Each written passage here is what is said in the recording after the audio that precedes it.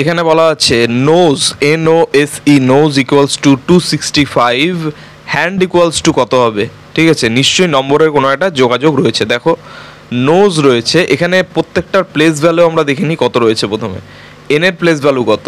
N এর place value হচ্ছে 14, তারপর ও এর প্লেস ভ্যালু হচ্ছে 15, এস এর প্লেস ভ্যালু আমরা জানি 19 এবং ই এর প্লেস ভ্যালু হচ্ছে আমাদের কত? 5।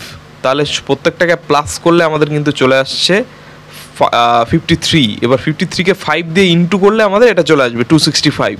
এটা হচ্ছে ফর্মুলা, যেটাই হচ্ছে এগুলো প্লেস ভ্যালুগুলো প্লাস করে আসবে, তার সাথে 5 ইন্টু করে দেবো। সেরকমই হ্যান্ড দেখে নিই, হ্যান্ডের প্লেস ভ্যালু প্রত্যেকটা ওয়ার্ডের। এইচ এর প্লেস ভ্যালু কত রয়েছে? 8, এর প্লেস ভ্যালু 1, তারপরে এন এর প্লেস ভ্যালু রয়েছে আমাদের 14 এবং ডি এর প্লেস ভ্যালু হবে 4।